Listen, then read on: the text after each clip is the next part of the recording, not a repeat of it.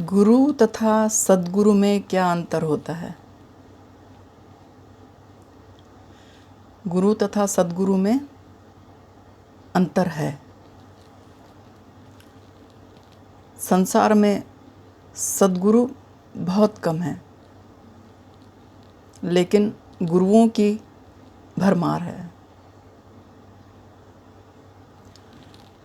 जो अपने शिष्यों को या तो कोई मंत्र दे देते हैं अथवा कोई अन्य साधना बता देते हैं, गुरु कहलाते हैं। शिक्षक को भी गुरु कहा जाता है ना, माता पिता भी गुरु हैं।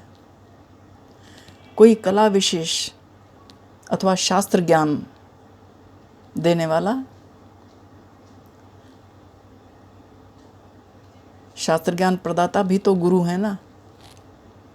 जहाँ से कुछ भी सीखने को मिले वह गुरु है, गुरु हो जाता है, गुरु कहलाता है।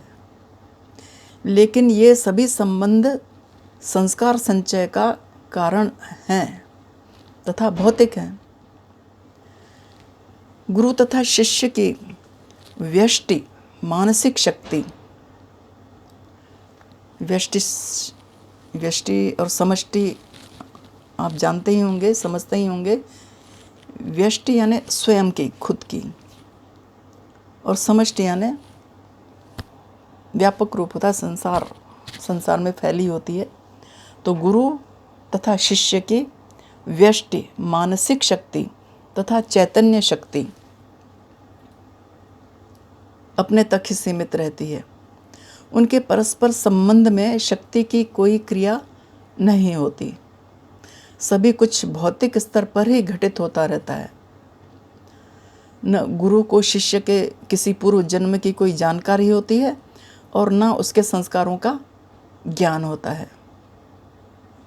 यह संबंध इस जन्म का अस्थायी संबंध भी हो सकता है, जो एक ही जन्म में उभरकर विलीन हो जाता है।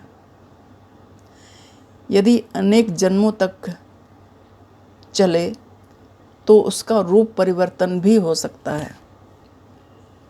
एक जन्म का गुरु किसी जन्म में शिष्य भी बन सकता है, किंतु सद्गुरु की बात अलग है।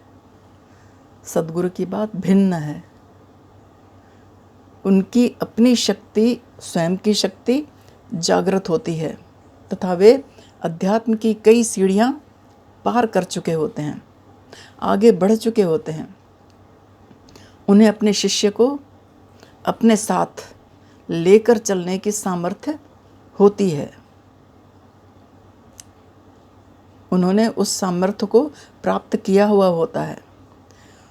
उनमें गुरु तत्व कार्यशील होता है, जो शिष्य के प्रत्येक जन्म में उसकी गतिविधियों पर दृष्टि रखता है।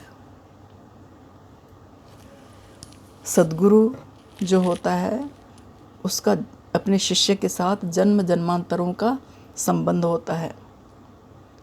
हर जन्म में वो अपने शिष्य की हर गतिविधि पर दृष्टि रखता है। हमारे शक्तिपात के साधक जानते हैं, माता लल्लेश्वरी कितने जन्मों तक स्वामी परमानंद तीर्थ जी, जो उनके गुरु थे, हमारे आदि गुरु, उनके हर जन्मों में उन्होंने उस पर दृष्टि रखी थी। त्रिलोकी बाबा, उनको भी उनके गुरु परमानंद स्वामी तीर्थ जी महाराज जी, परमानंद तीर्थ जी महाराज जी ने हर जन्म में उन पर दृष्टि रखी थी, तभी तो उनको सचेत किया था। हम भी ऐसे सौभाग्यशाली होंगे शायद, कि गुरुओं ने हमारे हर जन्म पर दृष्टि रखी थी। तो भी जितना हम बढ़ चुके हैं, जितना भी आगे बढ़े हैं, एक कदम ही बढ़े हैं, तो गुरु के कारण ही बढ़े हैं। तो सद्गुरु शिष्य के ऊपर दृष्टि जमाए रखता है हर जन्म में। यह गुरु शिष्य संबंध परिवर्तित नहीं होता।